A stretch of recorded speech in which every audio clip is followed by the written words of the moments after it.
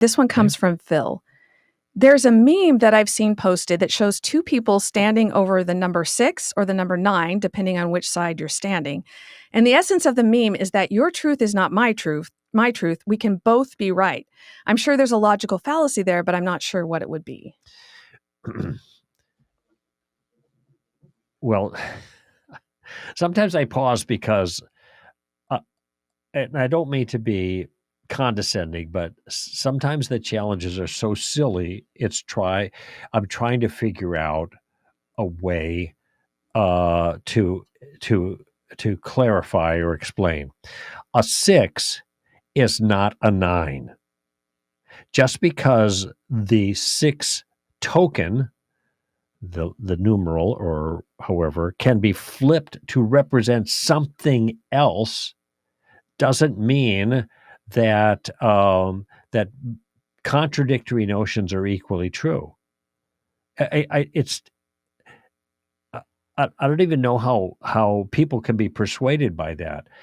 Here's a 6. Okay, let's not use the numeral, which can be flipped.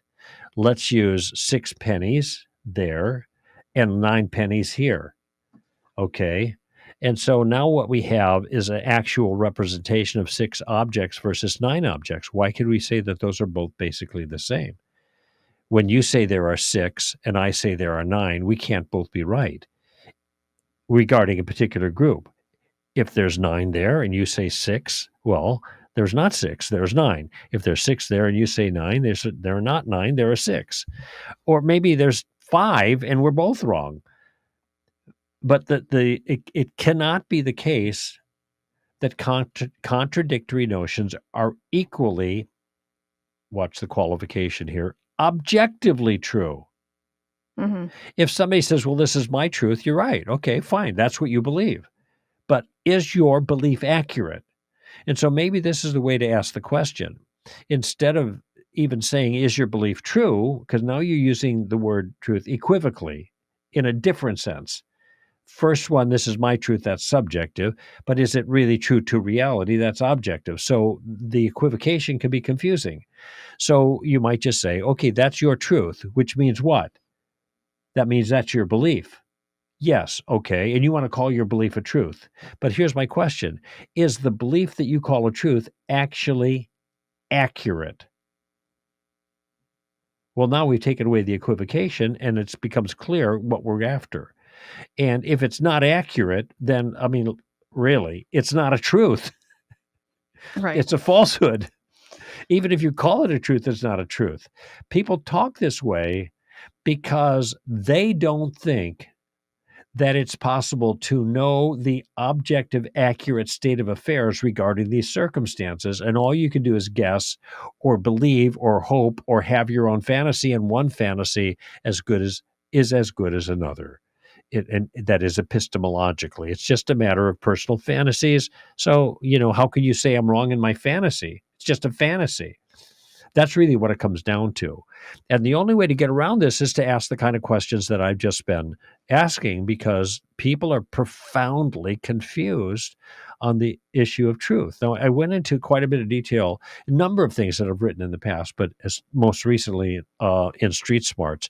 And I talk about this relativistic problem, the way people see things and the way the language twists them up. And I try to get to the heart of the matter so you can unpack this with people a little bit more effectively. But when people say, well, that's my truth, you have your truth, I have my truth. When you say your truth, what does that mean? Well, this is what I believe. Okay, got it. So in other words, when you say it's your truth, it's your belief. Yes. Okay, I have another question about your belief. What's that? Is it accurate? Huh? That's not even the right question to ask about my belief, is probably what they're thinking. And if that's the case, then why is that not the right question to ask? This whole thing with the 6 and the 9, you flip them over. I mean, this takes you nowhere. Well, the thing is, you can have a different perspective on the same thing, and it can be a different perspective, but still they can both be accurate. So let's say I'm having a conversation with you and Kyle's standing across the room. So Kyle's perspective is he's watching us talk. And my perspective is what we're talking about, both of those things are accurate, But if Kyle were to say something that was contradictory to what we were saying, then one of us is wrong. Mhm. So it's possible to have two different perspectives on the same thing that notices different things Right. if they fit together. But as If soon they're as not contradictory, if they don't right, contradict each other, right, as soon as they're contradictory, you know one or both of those perspectives is wrong. right. So if truth is reality, then there's only one reality, and you can both be right if you're describing different aspects of that reality, but you can't both be right if you're describing contradictory aspects of Yeah, reality. right, right. Or describing that reality in contradictory ways. If you know, Kyle's going to have his subjective awareness of what's going on in here, but if what he thought was that I'm not talking to you, I'm talking to Katie. Well, I'm not talking to Katie, I'm talking to you. And so that would be a perspective that contradicts the perspective that we have. And we both can't be right on Right. that.